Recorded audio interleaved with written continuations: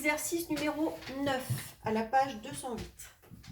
Donc, dans cet exercice, on va revoir la définition du cosinus, du sinus et de la tangente d'un angle dans un triangle rectangle qu'on a donné la semaine dernière. Il faut être forcément dans un triangle rectangle, sinon on ne parle pas ni du cosinus, ni du sinus, ni de la tangente. On s'intéresse à un des deux angles aigus, ici l'angle OUI. On a vu l'autre jour que chacun des trois, on appelle ça des rapports trigonométriques, le cosinus, le sinus et la tangente, ne dépendent que de la mesure de l'angle et pas du triangle en fait dans lequel on est.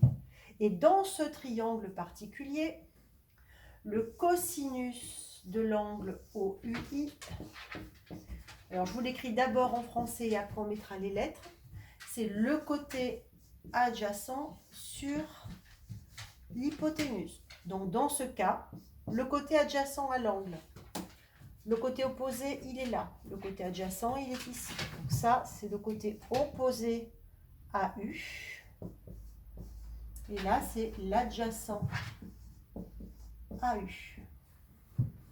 C'est donc UO sur l'hypoténuse UI. Parce que là, on a l'hypoténuse. Le sinus de l'angle OUI. C'est le côté opposé à l'angle sur l'hypoténuse.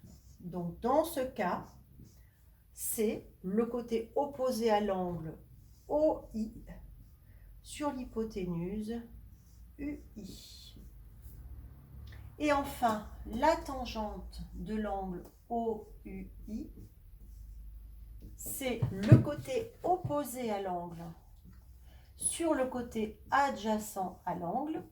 Le côté opposé, c'est OI. Le côté adjacent, c'est UO ou OU, c'est pareil. Et là, pour l'instant, c'est juste ce que l'on vous demande. Juste d'utiliser la définition de la leçon. Voilà, on va passer à l'exercice d'après.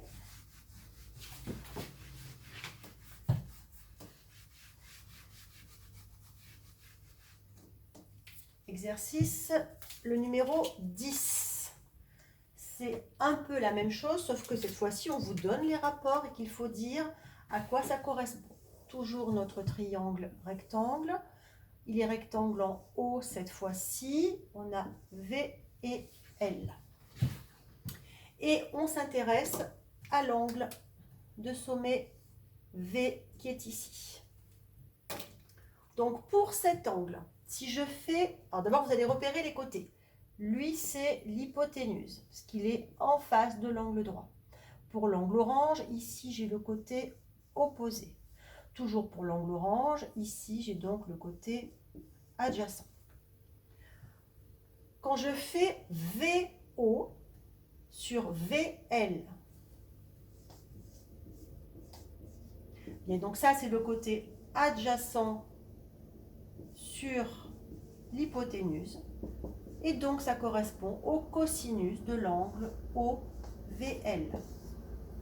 Si je fais OL sur OV, OL sur OV, j'ai le côté opposé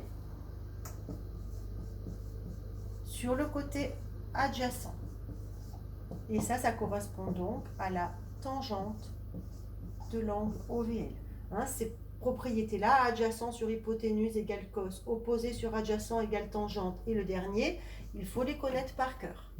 Si je prends OL sur VL, OL sur VL, là j'ai fait opposé sur hypoténuse, et donc c'est le sinus de l'angle OVL. On passe à l'exercice d'après.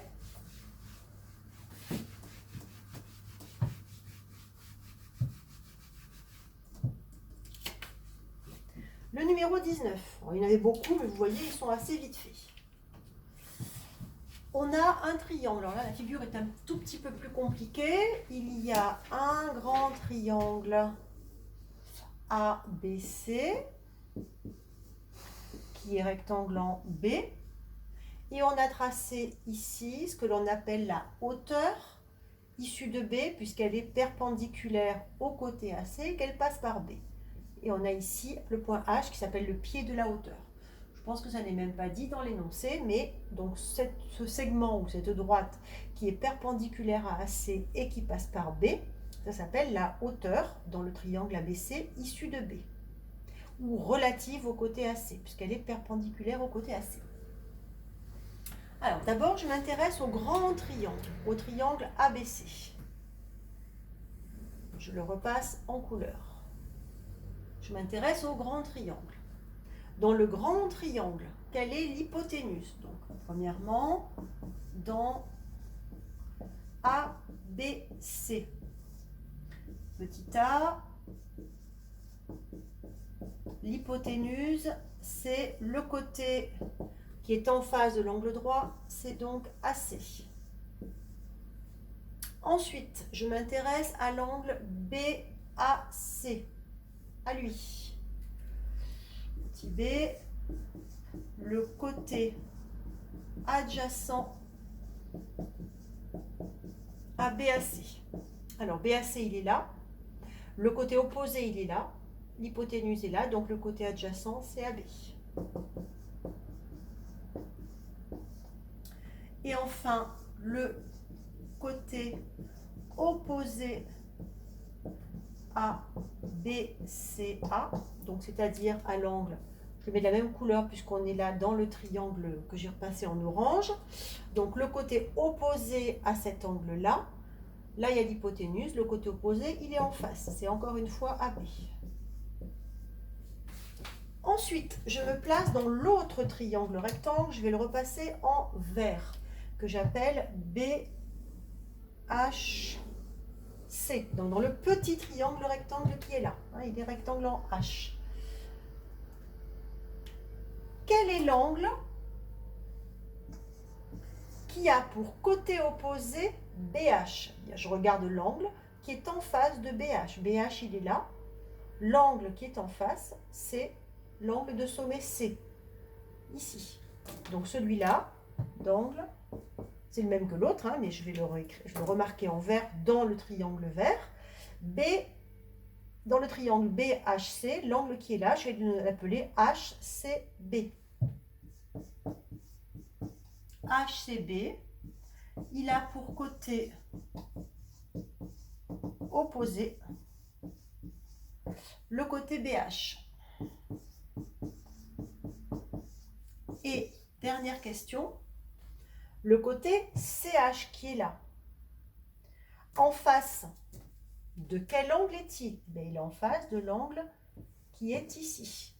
Il est en face de l'angle de sommet B. Mais attention, cet angle, il s'appelle, on est dans le triangle vert, il s'appelle CBH ou bien HBC.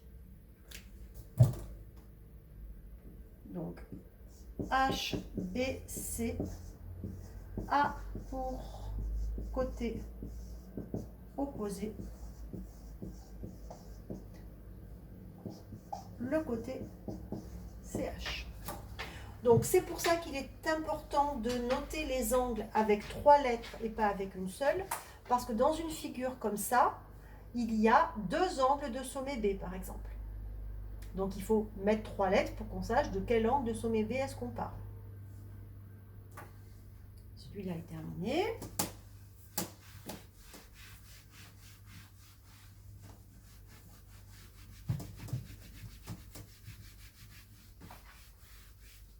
Et enfin, le dernier, le 27.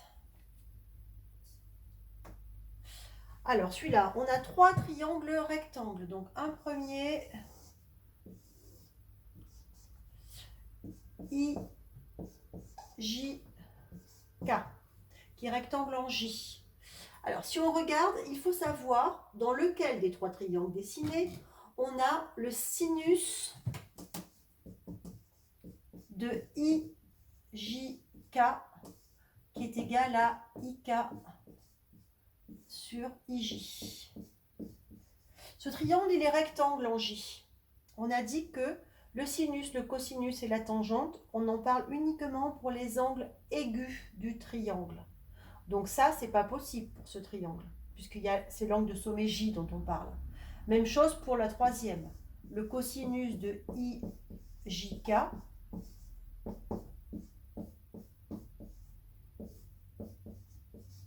il n'existe pas dans ce triangle-là. Donc pour ce triangle, on va quand même vérifier que ça marche. C'est forcément la troisième, enfin le petit b qui fonctionne. Donc l'angle c'est I. La tangente de JIK. Le côté opposé, ben, c'est bien JK.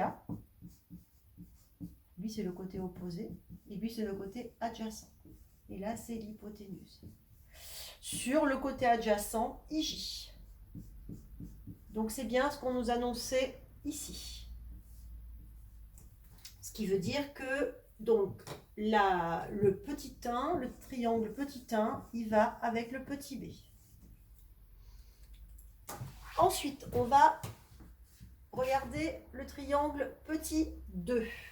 Donc j'efface, vous faites pause si ça va trop vite. Oups là, pardon.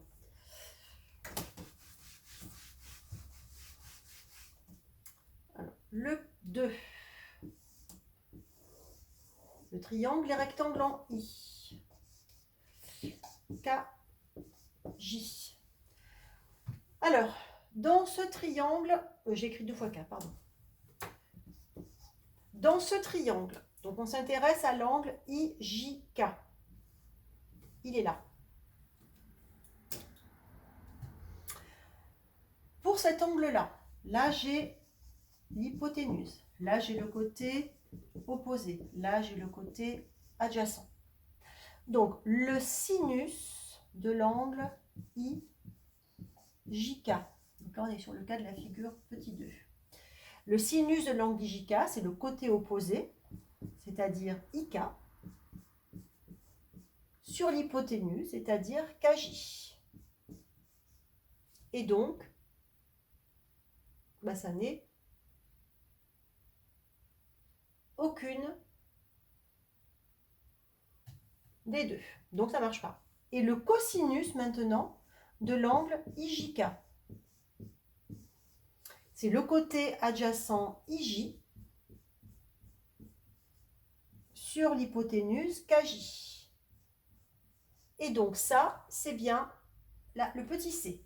Donc le 2, il va avec le petit c. Le cosinus de l'angle IJK, c'est IJ adjacent sur KJ hypoténuse. Et enfin, le dernier,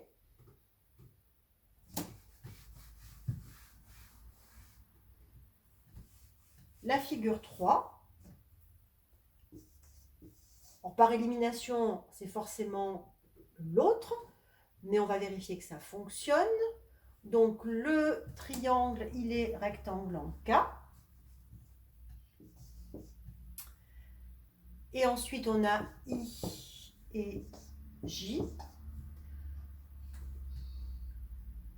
Et donc, on en était au sinus. Hein. Le sinus de l'angle, c'est l'angle J. Le sinus de l'angle IJK, il est égal, alors il faut repérer, par rapport à cet angle-là, le côté adjacent, il est ici, le côté opposé, il est là. Il est égal au côté opposé KI sur l'hypoténuse JI. Donc ça fonctionne bien, hein, c'est bien ce qui est là. Donc ça correspond bien au petit a. Donc si on résume, le 1, il allait avec le B. Le 2, il allait avec le C. Et le 3 avec le A. Voilà, c'est terminé pour la correction des exercices qui étaient à faire pour cette semaine.